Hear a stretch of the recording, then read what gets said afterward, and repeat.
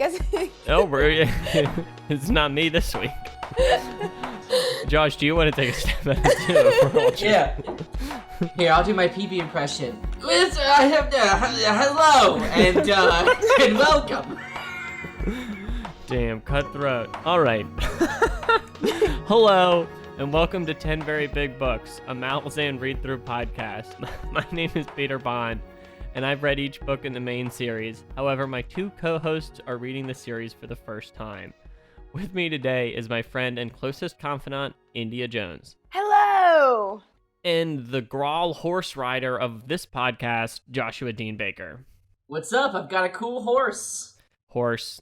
That's right. But when we recorded the last episode, we had yet to actually see the art for that Dan Geswick made for our season, and we did not know that we would have such a majestic steed gracing the cover of it. So it is a full horse time now. And until we read this week, me and Indy and I were like, "Why is it this fucking horse?" Yeah, I was like, "Oh, okay, it's a horse." I never even thought about it, but now I still don't understand, but I understand. We're chilling out with the horses, you know. We're horsing around. Damn nice. it, you beat me to it. Before we get into it, I want to do something a little dangerous, you know? When we were talking about Gardens of the Moon, we had various sections, Pronunciation Nation, Bone Zone. We were really getting into it. We're trying to get some things going. And it's a dangerous thing, but I want to briefly dip into a corrections section. So. Oh, God. Yeah, I know it's a section. It's a little dangerous because I feel like it's a Pandora's box. It sounds a bit punitive to me. If we're discussing what, but I just wanted to clarify. Last episode I said that Haborik had his hands cut off for being a thief, and I was informed that Peter was mistaken. That was not the reason. You fool! Yeah, I botched it. So that's that, and I have nothing else to say in regards to Haborik's hands and lack of. Does that mean we don't know yet? Yes. So you just incorrectly spoiled something for us. Well, I didn't. Well, it didn't happen that way, so I would call it, if anything, it was an anti-spoiler. I told you what had not happened. All right. Well, thanks for the, what is this called? The correction section? I don't know. Hopefully, I'll never get anything wrong again, so we'll never have to come back. I've got bad news. I'm going through and fixing all your spelling errors in this week's document, so it's not gonna last long, buddy. Well, you can just let them go, let those spelling errors ride. Oh, buddy. He's a teacher. This is what he does for a living. Yeah, I'm a music teacher, but I'm a fucking stickler for spelling. All right, well, I'm going to start with the summaries anyway, even if they lack a grammatical consistency. No, they're going to be good. I've got you. And let's jump right in. Chapter 3. Since the prologue, Felisin has been brought to the Ototero mines of 7 cities. In Skullcup, Haborik and Bowden have been put to work as slaves.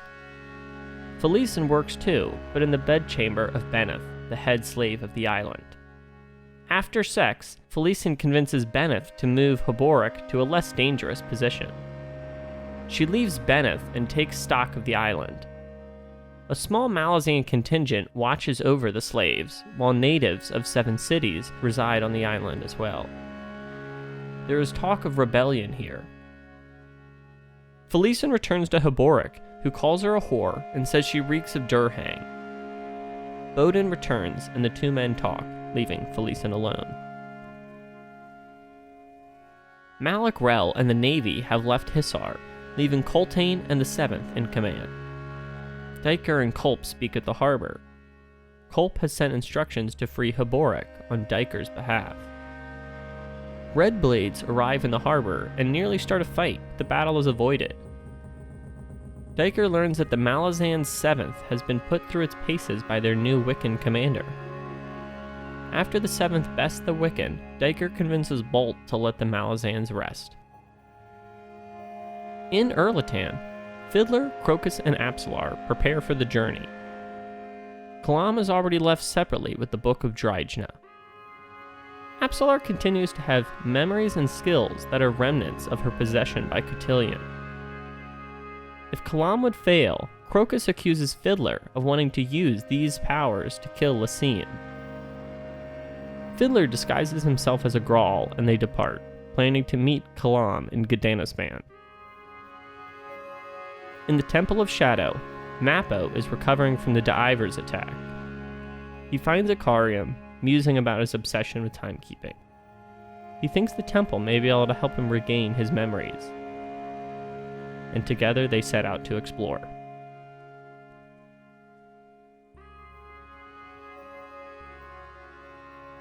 So we meet Felisin in the prologue, and you know, where there's such chaos, and blah, blah, and then we come to Seven Cities, and we meet a lot of other characters for the first time, but we're returning to Felisin, and her situation has rapidly degraded, I would say, as she is on Skullcup, and she does what she has to survive, Peter. Yes, yeah.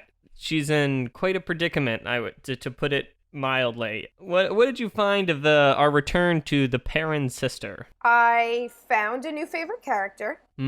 She's awesome. I feel bad that she's kind of... What is that? Whatever it's called. Is she like drug addicted Durhang? now? Yeah, it's an opiate. Oh, that sucks. I had a feeling that's what it was, but I wasn't positive. Yeah, her situation sucks, but she's... I've got to be very careful with my words here. It's a bad situation to be in. However, she is making the best of it by keeping Heboric and the other guy whose name starts with a B. Odin. Yeah, like making sure that they're taken care of and safe. But I was kind of confused about like how she's like, I don't know. It's what she has like these internal thoughts, and she's like, "Am I a bad person?" I don't like, but it's not about because of what she's doing. It's she's like, I kind of take joy in knowing that I'm taking care of people. Like, I just thought that was weird, because I mean, like, how could she be bad when she's like doing so much shit just to make sure her and everybody else that she's with survives? Yeah. Josh, how did you find? I mean, this is really such a big transition for her character. Wild. Is she 14 or 16, by the way? I think she's 15. Ah, okay. Right in the middle. It was definitely like a pretty jarring start to this chapter. I didn't really. I mean, we time skipped a bunch and threw ourselves right into it, and I mean, it's There's a big jump between the prologue. There's a big jump, and it's very interesting. Like she, and in the prologue, she definitely like the way that she is like narrates definitely feels like she's definitely a teenager, still kind of a child, and like in however many months it has been, her tone is full on world weary adult, like nothing innocent. It's pretty intense. It's a big jump, too, from the last book that really didn't touch on anything near this kind of situation. So I was like, whoa, I had to re-listen to it like 3 times. Yeah. I mean, and definitely this is, well, and even if in the first book this type of thing was going on, it was more in the background or like very more removed, where this is, we're really in it, and her being in this, difficult situation is the center of the story in this time. But I agree, India. I guess we have to watch our words, because it's tough, because I do think it's I think it's well written, and I think it's a great part of the story. But obviously, like it's about a very difficult thing, especially later on. Yeah. And the guy that she's with, so he's also Bennett. a slave in this place. Yeah, correct? but he's kind of the slave that has been appointed to oversee the other slaves. So, and he gets like all those special benefits, like hot food and choosing assignments. Josh, what did you think of Heboric kind of, how do you think Heboric is, I would say he's a little rude to Felisin in how I see it. I agree, but we're also seeing it through her point of view and getting her immediate opinions on what he says, you know what I mean? Like, I clearly he has his reasons for what he's saying, and I mean, he's definitely being harsh about it, but, like, in some ways he is not wrong. I mean, especially with when she starts later in, not this chapter, but later in the chapters when she starts really heavily drug using, like, he's trying to be like, hey, you are on a dangerous path. Like, he's not doing a great job of explaining that, but that's what his heart's in the right place. His choice of words is bad. Yeah. But he's like, I mean, go ahead. No, you. No, you. All right. I insist. I mean, I do know what you mean. Like, he's not wrong. She probably shouldn't, like, the Durhang is a problem, and, like, but I guess it's tough because, like, the whole thing is so fucked, that like what's his plan? You know what I mean? It's not like Felisin's got is got everything figured out, but his plan of working the mines and then would have died if she didn't do it. I'm glad she called him out for that too, when she was like, "You'd be dead, sir." So shut up. I mean, he definitely has some. I mean, Peter's the one that knows what the plan is, but he definitely has some type of plan scheming. I agree. So maybe that's why he's.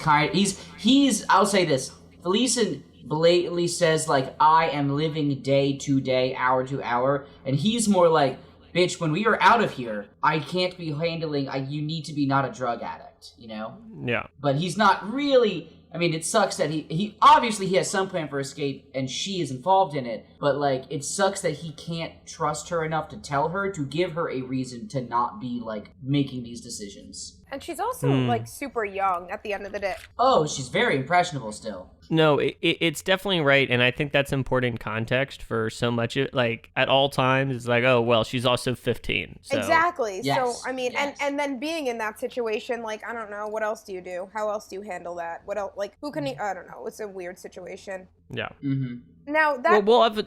Oh, go ahead. No, you finish it. No, it's just a question about who that other guy is and what he's doing through all this. But I guess that's not really relevant. But I'm just curious about like where he. Bowden. Yeah. Well, we'll talk about him more in chapter 5, I guess, right? Because I think that's when he comes up. Yes. All right, Josh. So then we go back and see what's going on with Wiccan and the Seventh, and we see Diker kind of taking in the whole situation over in Hissar. What are you thinking about the Malazans and the Wiccans? I really enjoy this part of it. It's not like a lot happens, but we learn a lot in this section. Yeah. Number one, very interesting to me that, because these red blades are a force we don't know a ton about. Sure. Like, all we've seen so far is that they can be shitty. In this one, it's full on, like, they will spit in the face of authority and, like, kill civilians they're technically in the Malazan Empire, even if they're having, like, a dissension among them. Yeah. Like, they'll kill them in the face of Malazan soldiers who should be protecting them, which is like seems counterintuitive, because you know what is really good at making people not like you is murdering them. I've heard that. Yeah, you know, it's a pretty so that was interesting. Everything to do, however, with Coltane and the fake town and Culp being used to make refugees, that was like such an incredible image. Yeah, I had no idea. And such a good image of I loved, like, a one-off sentence that one of the, either Diker or Culp says is, like, Culp says, "We haven't done a single formation." Yeah. And then they describe the drills they're doing seem, like, incredibly important and, like, good. And the fact that he's, like, the way that he implies that typically their training is they get in formation and make sure they remember what that is like, oh, the Malazan Empire is not too big to fail. It is too big, it's going to fail. Like, they practice, like, the shit that's not gonna work when they're in a real battle, and Coltane's like, nah, I'm a Wiccan, all I do is real fighting, so here's what that's gonna be like. Also, I'm gonna break bones, so get used to that. Yeah. So that was very interesting. I think it's clear I'm still oh, go ahead. No, I just think it's I think it's very interesting. Sorry, I'm still very curious about Coltane because I cannot figure out what his motivations are. Like, obviously he fought against the Empire, but currently he's doing a very good job of training the Empire. So I'm very curious what his underlying motivation is, and I hope we find out more. No, well, I think it's clear that Coltane knows that, like, now that he is in the position he is on in Seven Cities, that like those types of old Malazan training regimens are just not necessarily applicable in this kind of situation. So I too, even if it's somewhat, I don't know. I mean, I know what you mean. It doesn't feel like a lot happens, but I too enjoyed reading about them training. Well, I texted the group after this chapter and said it's maybe my favorite chapter of a book I've read ever, which is a big statement. And then described it as 35 pages of dense nothingness. And a very beautiful dense nothingness. And I gotta tell you, Josh, this to me is not nothingness. So yeah, great. Well, I will say, Josh, that after reading that text, I literally, after reading all 3 chapters, couldn't tell what you were talking about because it all is just dense nothingness to me. I literally Nice. was like, which section is it going to be? Also, I had no understanding of that section at all. So if you guys want to take it back a step and just explain what was going on. Also, what about Wiccan people and what's the relevance and why are they there and who they are and what they do? Let me give it a whirl, Peter. Yeah, Let me give it a Josh, you whirl. can do it. But like literally, very, very, like I do not understand what happened. So please. Okay, so the Malazan Empire is like an analog for the Roman Empire, right? Like a group of people that then expand, and then let me get through this, you'll understand what I'm getting at. I mean, I would say it's one an of the common tactics that they use. What tactic? I'm sorry. Is when they conquer, one of the tactics they use is when they conquer a people, they enlist those people. So in the Roman case, they would enlist like the barbarian tribes of Europe. So the Wiccans are like a plains people who are really good on like horseback, and they're like a nomadic people. And so they have been defeated and then co-opted into the Malazan forces. They're not Malazans, they are Wiccans under the employ of the Malazan army. And Wiccan is just like their name as a people, not Wiccans like people in modern time who mix up roots. Sorry to Wiccan fans out there if I'm offensive. Anyway, and so in this chapter, you're giving me a stank face, India. What did I go fast through? Wiccan is a what?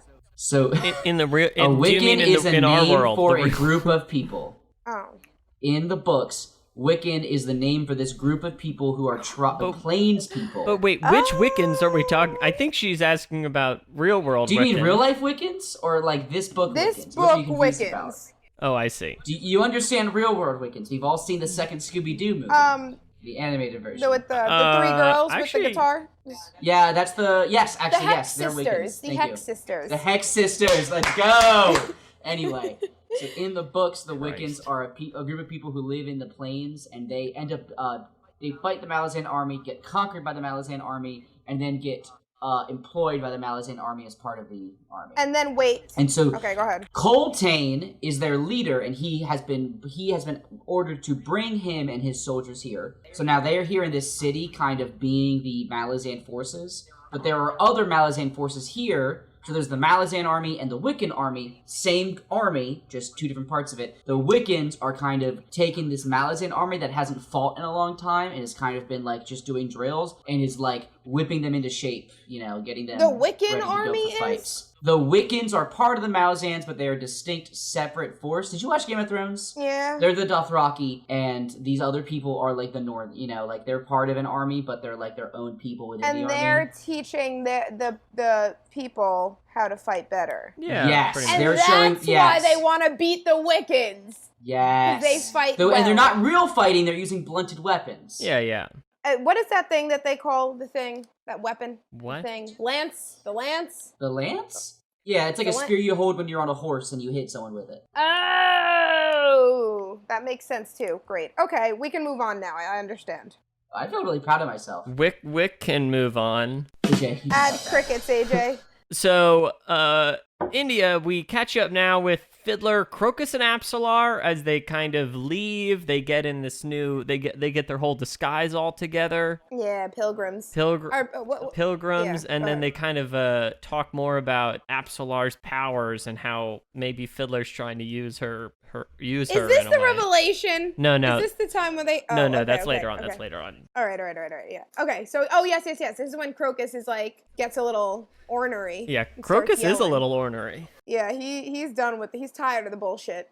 And Which, Apsalar hasn't really. I gotta say, I know this podcast has given Crocus a little heat in the past. I would say Crocus is 100% in the right. The idea that this adventure is in any way about trying to help Apsalar or to bring her to Ikkokan is the thinnest veneer of a cover. Yeah, they didn't really. They skipped right over that real quick, and I feel kind of bad for Apsalar. Here's the goal: bring her to Ikkokan. Step 1, we're gonna go to 7 cities. Step 2, we're gonna split up. So Step 3, you're gonna kill everyone. Step 3, you're gonna kill the Empress. What are we doing? Yeah, no, wait, so at this point in time, this is another random question because they keep making references. Are they dating yet or no? No, they're Apsalar and Crocus. They're dancing. It's a will they, won't they thing. yeah. So what? Jack and Diane. It's a will they, won't they. I've never understood that reference. It's from Can someone help Moonlighting. me? It's like an 80s TV show, I think. Okay, well that's all dumb. right. Oh no. I've never understood that. Is that no, Sam Which one is Cheers? won- Sam and Diane? It's know. a Jack and Diane. I think I got it wrong. Thing. You know what? Let's skip right over it and just This skip Well, India. Jack and Diane is the hit song India. by This is the John Mellencamp. India. This is the Malazan content people are looking for. That is fact. Alrighty, Josh, did you have anything to say about I literally wasn't even done with my sentence before you brought up Jack and fucking Diane. I am so sick of you. All right, sorry, India. Yes. Anyway, Crocus, I think, is right about, like, being like, what the fuck? But then Fiddler is like, you're not as smart as you think you are, little boy, but you're right. So, all in all, I think that that's pretty fucked up. And I'm wondering, is Apsalar gonna lose herself? I don't know. Just turn into In this the music, killing the machine? moment. Josh, what do you But think? anyway, Josh, do you have any ideas? Because you just Christ. are the only one that matters here today. Christ. I don't know if I want to respond. Yeah. No, Josh, good. Stay silent. I think that's my play.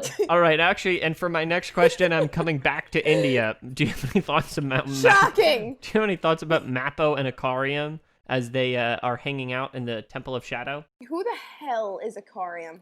They were I in the need to- prologue, first let and me- we lost them for a bit. Well, no, they were in chapter 1 Isn't and that- 2. Yeah, that's the one. It ended about him, right? Yeah, like he he's- killed yeah. everyone. And then he forgot. And he Okay, forgot yeah. where he was or what he had Oh. done. Right. Now, He's like half jagged. yes, yeah, no, oh, that's why he talks in the accent. Yes. He has an accent. Oh, okay. I was trying to figure out what written accent you were talking about. You mean in the recording? Okay. Yeah, he has an accent. Yeah, he talks like this, but Ooh, spicy. it is. My thoughts on this. What are those bugs that kill everyone called? Oh. Let's talk about that. Let's talk. I just need to understand the plots at this That's point the because next chapter. right? no, When they- it's not. Is it? I believe it's next chapter. Okay, well, then we'll just go into when he's talking about time. And so, where are we when we're here?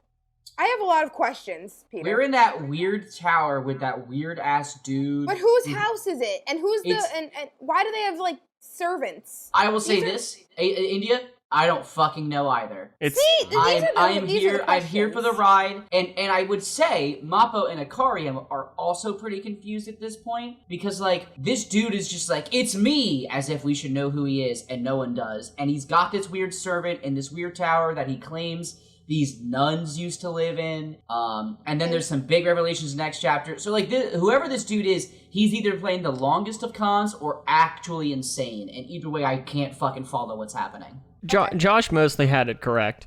So we I don't think know it's what the fuck is going on? Yeah, we're supposed not to know the fuck's happening with this guy. Yeah, it's a temple of shadow, and there's a lot of confusing things in it. And Ascarl Pust is out there living his best life. What a name. All right. Well, then those are my only comments on that scene. All right, chapter 4, hit it.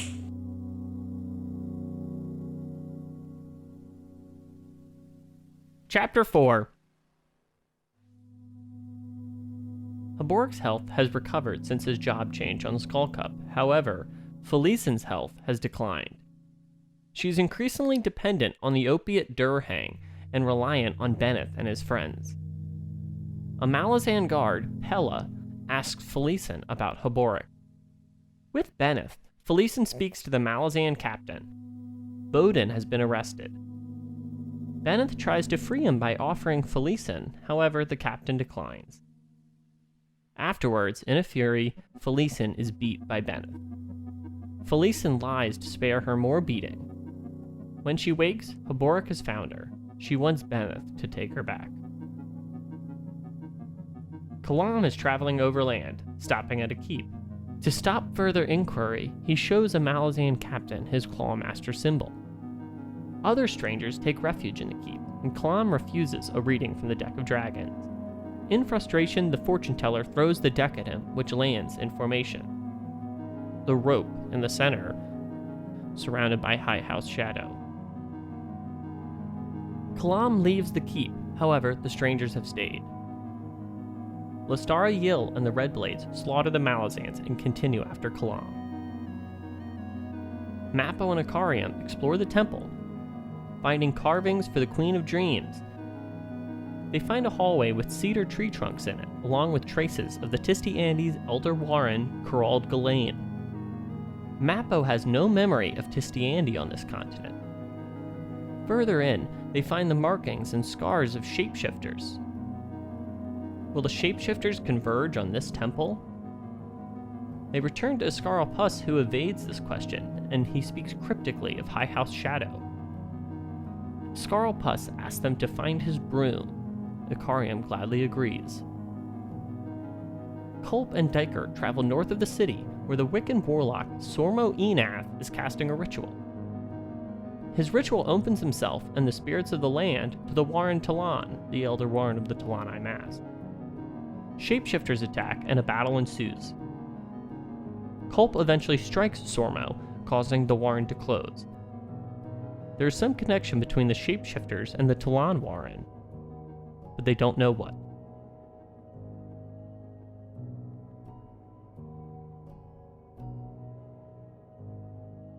All right, Josh, a lot happened this chapter. We checked in with most of our characters that we've met on Seven Cities. Take your pick. What do you want to talk about? I would like to talk about... A lot of lead up. I'll go with Kalam. All right, why'd you pick Kalam? Well, I think I want to change, actually. I want to go... Well, let me ask you again. Okay. In this chapter, Josh, there's a lot of characters. We catch up with most of them that we've met so far. Which one do you want to talk about? I want to go with Kalam. So... Damn it! Christ. All right. So why? Well, what's up? All right. Okay. So I feel like Kalam is someone we just we're learning a lot about him in this book now that we're in like the land he's originally from. Something that I guess is hinted at, but I didn't quite fully grasp with this chapter, is that he's an actual claw master. Like, I knew he was an ex-claw, but I didn't realize he's an ex-claw master. So, like, it makes a lot of sense why whenever anything goes down, he's always kind of like, well, I'm fine. Like, he's, like, literally the master of master assassins. So that's pretty sick. Yeah, he's unflappable. So, harkening back to what India had mentioned, we didn't really talk about it, but so I guess Kalam gets forced into this keep by, like, a random... sandstorm. Yeah, and sandstorm. It was a very interesting scene. He keeps his cool pretty well. I mean, he does mention several times that he's like, "Oh, I guess I'm dead now," and he like makes it out. So are these sandstorms with these evil flesh-rending bugs like a common thing on this continent? And if so, how does anyone live here? That's just how we do. There's 7 cities. There are quite a few bugs. This is a buggy place. So. I've noticed they mention. Erickson like mentions the 7 Cities version of flies like a lot. I think they're called like the Risen or something, Rizan. Yeah. So it really kept me on my toes. It was very interesting. I enjoyed it. In the keep, that was just like such an interesting scene of like, I really did not expect Kalam to throw his Clawmaster symbol around. I thought he would be like way more subtle and kind of like playing to just not be noticed, but he's like, no, I think I'm just gonna like take command of this situation. So that was cool. Josh, in the past, you've wondered if how much of an ex-claw Kalam still is. As opposed to like a claw that's still kind of working, or like, what do you mean? I can't remember what I said. Yeah, no, that's exactly what you mean. Well, I mean, clearly now he has just no love for the. Well, he has a love for the Empire. He has no love for the Empress. So, I guess in some ways you could argue he's being the ultimate claw. Like, he is preserving the Empire, and he sees the only path to that as being the death of Felisin, which I think is incredible. Like, pretty powerful stuff. Yeah. So. I do want to say, Peter has hinted in the past, I'm not sure if it's on the podcast or just in life, that anytime one of these books throws out the deck of dragons, that it's just telling the entire story in the book, but you can't fucking figure it out yet. And then, like, you read the book, and then if you go back to the deck of dragons, it kind of just lays out the plot in some ways. Sure. And so... This girl throws the deck of dragons, and they label all of them, and boy howdy, did I read that sentence like 50 times, and I was like, fuck if I know what's happening. It's all shadow stuff, and I was so pissed. I was like, I'm gonna be able to do it. I've got this. I'm gonna fucking get in here and decipher it. Nope. So did not crack the code. No, I did not indeed. That's funny. India, what did you think about Kalam stopping in this desert keep? I'm glad that we weren't supposed to know what those cards meant. The only thing I heard was rope. So I was like, Absolar, classic. Classic. But, so clearly she's gonna do some shit, or else really why would they be here altogether? But, well, India, they're taking her to Itko Khan, obviously. That is true. She is going home. This is just the way home. Yeah. But, the inn. Really, the only relevant scene, I guess, was that whole thing where he's like, you're not, was he like kind of saying that she wasn't like a real whatever? Yeah. And she was like, and she screamed and then threw it at him and then it did the thing. So that was interesting. That's the only thing I got from that. No, that's dead on. Do you want to, should I ask you about Felisin then? And as we see, we return to Skullcup and she is beat by Benneth in a upsetting scene. You know, I wasn't expecting him to do that, honestly. I really wasn't. I was really upset at him for that. Now I know he's just an asshole. So, yeah. I thought that he actually, cared. Foolish me. Anyway, that's when I stopped hating Haborik again, because I thought that he was such a dick. I'm getting really filthy here. I'm so sorry. I thought he was so, mean and not really understanding, but he really came in and saved the day, so I appreciate him for that. With no hands, no less. Yeah. He don't need no hands. Yeah, look, Ma, no hands. Christ. But yeah, so I feel like I don't know what else is. I think that I don't know. Is she gonna get back with the guy, or is her life just gonna get 10 times worse now? I think it's one of those things that like I think it's just it's a really well told story. I mean, and like with her like obviously wanting to return to him. I mean, obviously it's like I'm not excited for her or that to occur. But like it's just I don't know. It rings very true, and I feel like I'm along on the journey with her. Even if like we're in a terrible place. So I really hope that she gets out of this drug addiction, one cup of tea at a time. Josh, how did you feel about Felisin and the beating she took and the rest of everything in this chapter? Wait, before you go to Josh. Sure. So she lied to him about where she was from, but he ended up believing her. But is that because she doesn't want anyone to know that she's like a noble? Yeah. Is that the only reason? Like, why? What does that hurt? Is she valuable then at that point? Like, why is it a secret? And how doesn't everyone know already? I guess there's no, newspaper. Well, Bennett basically knew. He was like calling her on her shit. He was like, "Oh, I thought he didn't know." Well, it's because Haborik lied later, but he was like, "Oh no, your boat came from Unta." But then she was weaving a whole little tale. She was pretty quick on her feet in that regard. Yeah, it was pretty. And I think she was mostly just trying to conceal her noble background. That's my thought. All right. Josh, any thought about all this? It was shitty to read. But I don't know, it kind of seemed like the natural way that this would go. Like, it was not a good situation. Yeah, for sure. How did you guys know? How did we know? I really thought that they were vibing.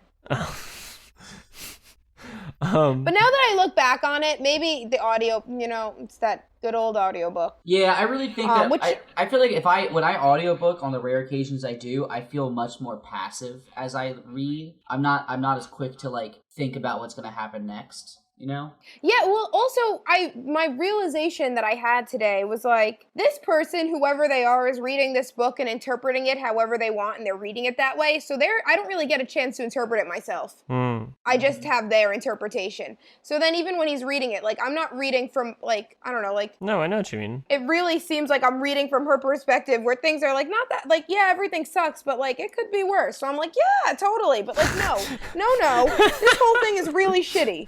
This island's not slavery's not too bad after all. Yeah, exactly. Because so I had that realization. I'm still not going to read the book, but yeah. Josh, they were quite some eyes you gave me. Yeah, that's a soundbite waiting to happen, buddy. No, but it's the context. Obviously, it is bad, and Josh, we talked more about Akarium and Mappo. We're in the temple. The Update. Still don't. More questions. Lots more questions. Do you have any answers? No, I mean, I'm vaguely grasping onto the fact that these two people... Well, first off, we're getting flashbacks from Mappo that insinuates that he's some sort of chosen Trell that's meant to be the memory of his people or some bullshit. I don't really get it. Missed that. And the fact that... Maybe that's next chapter. But the fact that even he's looking at this and he's like, well, I've been alive forever and I don't remember there being Tisty Andy here, means that Josh Baker is allowed to not fucking know what this means yet. So, I was just kind of there for that part of the chapter. Yeah, there's a lot of stuff that... I have a feeling, eventually I think I'm going to love Ikariam and Mappo, but right now I'm just kind of like, well, we're here. I don't know what here is. Worst. They're looking for a broom now. Well, I like them, I just, the scenario's confusing as all get out. I mean them. Okay. You're a little turned around. Yes. I'm totally... their chapters, I barely get by. Yeah. They're parts of the chapter, I should say. Yeah. Well, we'll keep reading. But before we go, India, we see Culp and Diker go visit the child warlock of the Wiccans, Sormo Enath, as he opens up a kind of portal into Talon, and then all the shapeshifters attack. That was some shit. That was some shit. Yes. I was like, what the I didn't understand anything. And but then eventually I did. At first, because the bugs come, and you're like, okay, why are there bugs attacking? And then there's fire ants. Yeah. And then there's the bugs that have a weird name that I don't know. And then there's a bear, and then a demon comes and causes a diversion and kills the bear. And I'm like, a bear? A bear versus a demon? In what world? Shit's really spinning out of control here. Yeah, but what is Talon? I forgot. Talon's I forgot. the Warren of the Talonai Mass. The Bone People. Bone Zone. Yes, correct. Yeah. So this child warlock. Sure. So somebody whose name starts with a B gets like really, really injured. Correct? Bob. Yeah. Bolt. I think, or something. Coltane's right-hand man. Yes. Correct. Yeah. So why did this happen? What happened? They opened it and then just all hell broke loose? Like, what happened? Yeah, that's like exactly what it was. Well, yeah, the warlock is like a kid, but he's, I guess, actually an ultra powerful old warlock, so he felt like he could have a handle on it, and it seems like he just did not expect that Warren was currently being used by Soul Taken and Ivers as like a highway to get to where they're going. Yes. And so he opened it and they just kind of poured out. What I'm so confused about is Culp punches Sorno Enath. Yes. And he goes, I guess it was just his nightmare, but they're all still beat to hell, so it was definitely real. So so it's like, so he punching the warlock closes the tunnel. I get that. How do all the did the Soul Taken just get sucked back into the Warren? Like, because didn't he like pass out or something, and then he punched him and he woke him up, he's kind of like, he's not passed out, he's like in a trance, not really knowing what's going on, and then Culp just decks him. That was funny. But I think they entered the Talon Warren. Do you mean it's not like they summoned the shapeshifters? They were still in the area that they were. Like, they don't move anywhere. No, I think they go into the Warren, and then it's when he punches Enath, they go out of the Warren back to Seven Cities. I didn't get that, but maybe you're right. I mean, I know it's a little abstruse. Yeah, a little bit. But then why are they like trying to pull somebody out? Is somebody not like? Somebody was on the outside of it, right? Trying to pull the other guys out or something. Maybe wrong. Maybe fuck me, right? I don't know what I'm saying. Who am I? Yeah, I don't think so. I think I'm standing by what I said. Yeah. All right, fine. Fair point. Yeah, well, shit's definitely bad here, and the shapeshifters are certainly converging. That's for sure. I feel like we're really lowballing that whole situation because it was wild, but whatever. There's really not much else to say about it. It just was what it was. We gotta read the books, you know? Gotta read the books, she says. Alrighty, let's finish it off. Chapter 5. Fiddler, Crocus, and Apsalar approach Gedanisban. However, the city has risen up in rebellion. The Malazans have been arrested and soon will be executed. At first, they're going to stay outside of the city with a group of Arak horse riders. However, Grawl are coming, and not wanting his cover blown, Fiddler leads them into the city. Gedanisban is a slaughter. a young girl is fleeing 6 soldiers. Fiddler, Apsalar, and the Grawl horse kill the soldiers, saving the Malazan girl. They continue through the city, and they speak about if the Empire is deserving of this slaughter. Fiddler talks about the massacre at Erin, where the city rose up in rebellion, but there was a slaughter of civilians and soldiers ordered by the Empire and executed by the Talani Mass. Cotillion's memories flare in Apsalar, who accuses the Empress Lasine, known then as Surly, of ordering the execution, that the Emperor Kellanved had not ordered the massacre. Crocus and Fiddler are shocked. Together they suspect that she has the memories of Dancer, the Emperor's right-hand man. They believe when Dancer and Emperor Kellanved were assassinated, they escaped death by ascending. Dancer became Cotillion, the Rope. The Emperor Kellanved became Shadow Throne. Both are shocked by the news, and they leave the city. Apsalar thinks they are being followed. Kalam rides in the deep desert, nearing the rendezvous point. He is grabbed by Leoman, captain of Sha'ik's bodyguard. Toblakai, a giant skilled warrior from Genebakis, searches his horse and finds the holy book of Drijna. Kalam finds it and says he will directly give it to the hand of Drijna. Sha'ik appears and he gives her the book. Sha'ik offers him to join the rebellion, and he declines, riding away and reflecting on the rebellion of 7 cities. Sha'ik sits down, opens the book, and prepares to summon the whirlwind, but is struck dead by Lestara Yil's crossbow.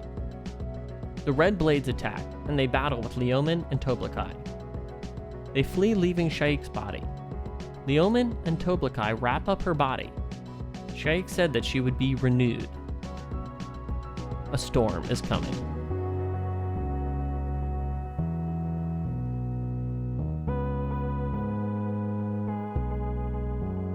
Chapter 5 was lit. Keep that in. India, so you just announced it was lit. What was so lit about Chapter 5? Can you tell me what the first thing that happened was again? Because I forgot. Okay, I want to start so bad. Fucking ready. fine, Josh. Just go. All right. Oh my god. So, I want to go. Wait. Josh. What is it, India? Ooh, is that apple cider jam? Oh, Trader Joe's, though. Get that shit out of here. All right, I'm starting. Wait, before you start. It tastes like a fucking apple pie from McDonald's. Go ahead. That's not a plus in my book. Okay. Yeah, I don't know if that's like the highest endorsement you can give food. Okay. Like, it tastes like a McDonald's product. All I want to say is that fucking Sha'ik sitting down, opening the book, and then getting shot in the head is my favorite thing I have ever read. Because the back of this book mentions Sha'ik and the whirlwind, and all we hear about is Sha'ik and the goddamn whirlwind. And she just gets fucking blasted into oblivion by a crossbow, and I fucking laughed out loud how unexpected and jarring it was. That is all I have to say. Fucking 10 out of 10 Erickson. But yeah, I mean, that's what you do when you sit down to read a book, you know? Yeah, that's an interesting, yeah.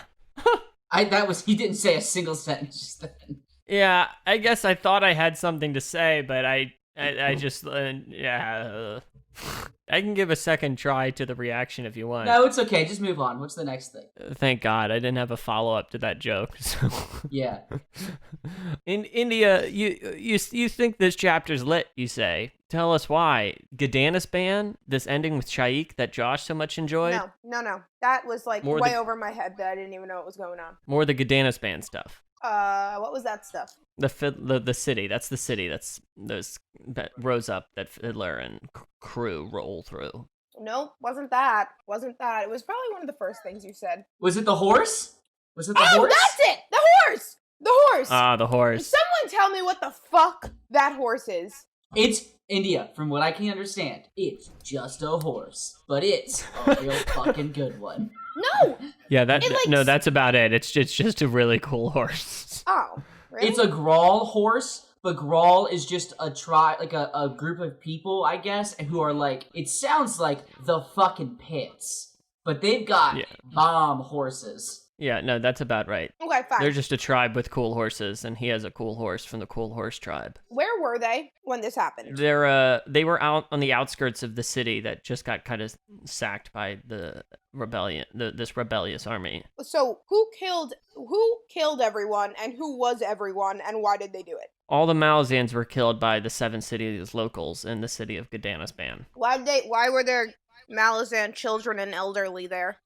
Because they were in the Empire, and now they're being slaughtered because that's how rebellion do. Wait, we're in the Empire? Well, technically, 7 cities is under Malazan control, right? Okay. And so why didn't, what's his name? Fiddler. Why did he want to leave that? Like, I didn't understand the urgency to leave. Because all 3 of them are Malazans, and their covers are, this is not a cool place for them to chill out, even though they are disguised. Oh, okay. And then that part, when Absalar was like, was she pretending to be some kind of noble person? And why was everybody like, oh my god, that was so good? Like, they're right. Crocus and Absalar pretending to be newlyweds, going on the pilgrimage around the continent. I know that part, but why were they so scared of her? Weren't they? I think just because she was Absalar? being. Yeah. Are you talking about scared? Are you talking about when she murks those fools? No. India, she goes full bridezilla. Oh. That's she stamps her foot and she gets really bitchy, and they're all like, we don't want to deal with this. Oh, that's it? Yep. Yeah. F this chapter. I mean, later she stabs a couple guys in their genitalia. I did see that. The initial thing is she's like, I want to go. Oh, no. I got it, India. Thank you. They're talking to these Auric horsemen who are like, it seems like a relatively primitive people in terms of like their beliefs. That's delicious. And, actually, is that cereal or cookies? That is a pumpkin spice cookie. I fucking need that in my mouth now. Anyway. Trader Joe's, baby. These Auric horsemen, definitely there's some belief they have that, like, a bride has power and can curse them. Or she just says that. True, and they're like, oh, fuck, I guess she can do that. I don't want to piss her off. But, like, either way, it's not a thing that can happen, so. Thank you, Josh, for shedding some light on this for me. Peter, you did nothing for me. That's what I'm here for. That's why they call me the Lantern. I just misunderstood. I thought you were talking about this. All right. Yeah, everything else I didn't really care about. Josh, it is in this chapter that we learn about the ascendancy of Emperor Kellanved and Dancer. What did you think? So if Sha'ik was like #1 favorite thing, this revelation is like just below it. Like I feel like there's so many pieces of the first and second book so far that like as soon as they said that, I was like, I could probably go back and find all the clues that are dropped that like when you're reading Gardens of the Moon the first time you have no chance of getting. And I was like, this is so cool. Like they say so many times that fucking Dancer and Caliban just kind of like there's like their bodies are never found, they're never seen again. They talk about how House Shadow just appears at like a certain time, and like you definitely could have read far enough into it and realized it was the same time. Like that's so cool. Just the fantasy fan in me was like just fucking geeking hard. Okay.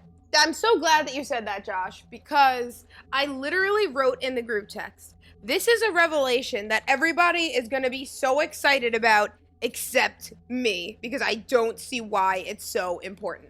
So, thank you for explaining to me why it is so important. Yeah, it's like, well, because it like there's the timeline we are in, and then there is the hyper important 15 years prior to the books we're reading that gets talked about all the time, and we don't get to experience it. And this is like the link.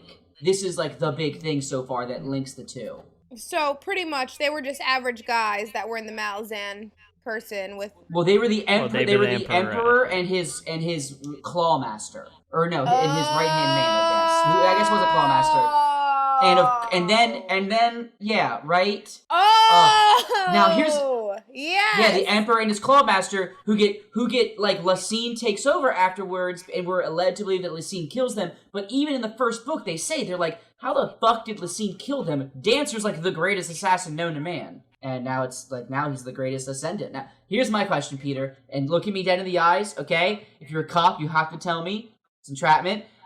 Does Quick Ben know this? Or is Fiddler the first to find out?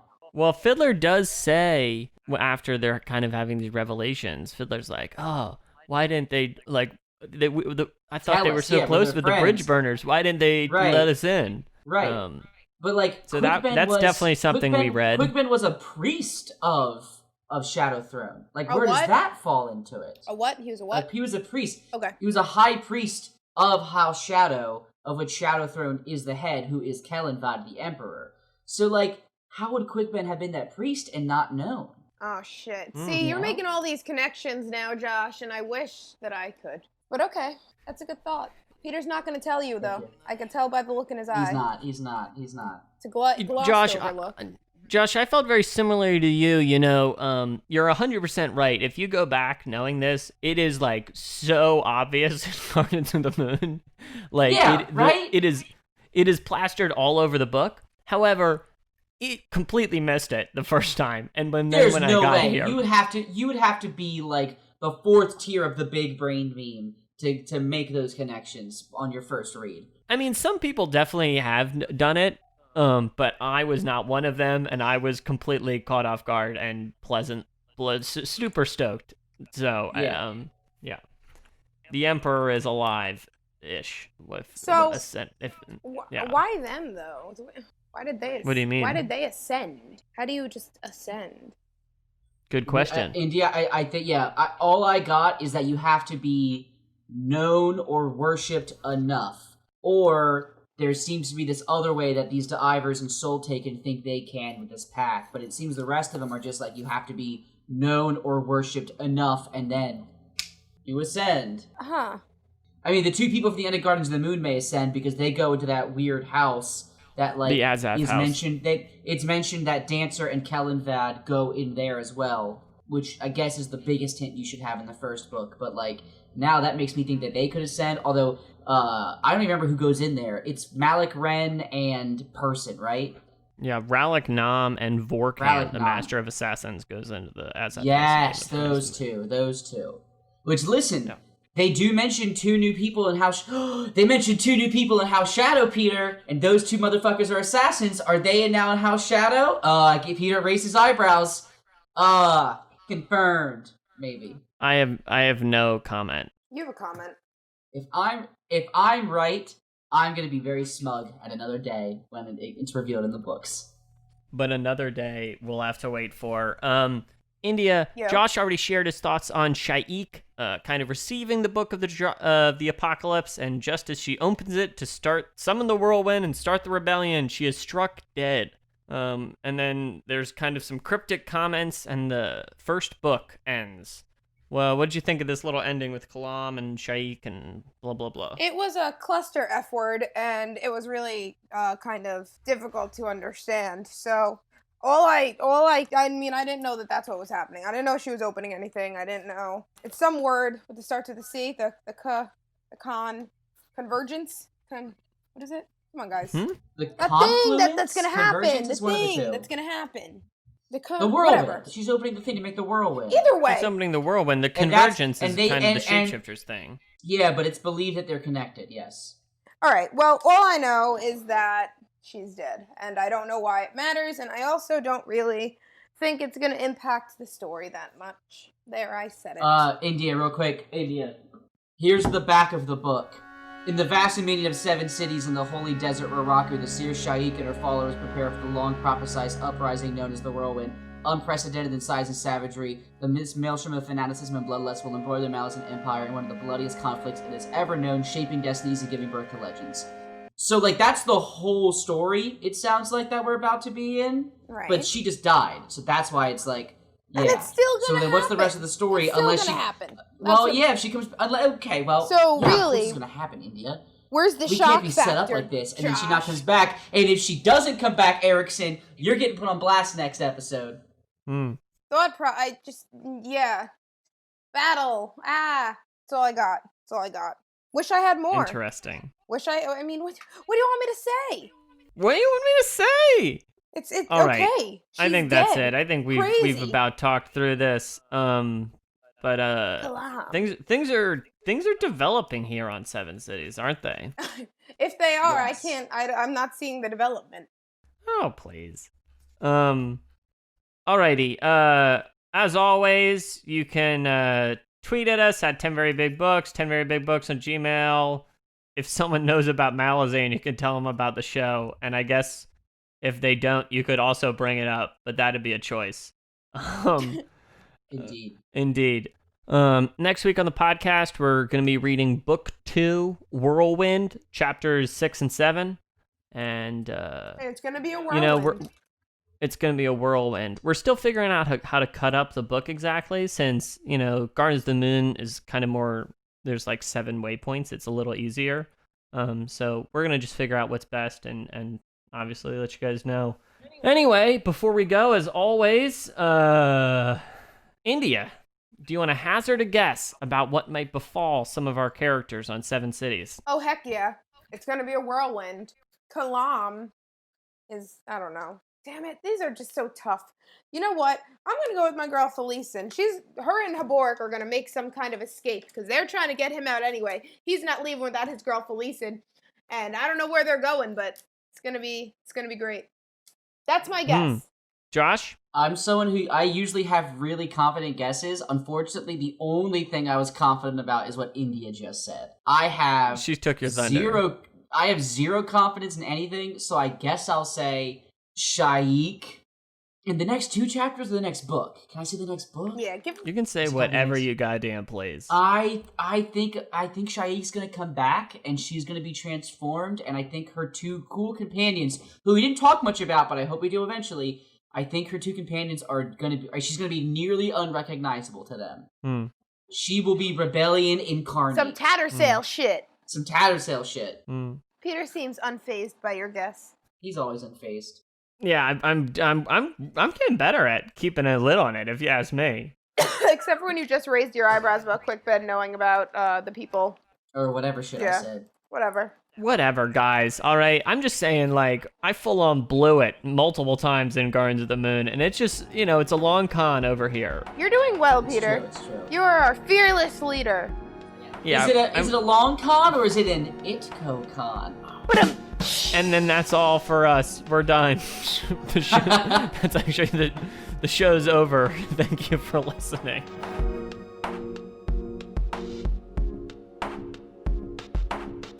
Hey everyone, producer AJ here on vacation and recording this under a blanket. Thanks so much for listening to season 2 of 10 Very Big Books. We've loved hearing all your thoughts about the first episode on Twitter and in our email, so please keep those coming at 10 Very Big Books on Twitter and 10verybigbooks@gmail.com. Thanks to Dan Gesrick for making our logo as always. You can follow him on Twitter at Dan Gesrick for the hottest Damn Daniel takes. And of course, all the music from the show comes from Amaranthin's album Simulant Rain, which you can find on bandcamp.com.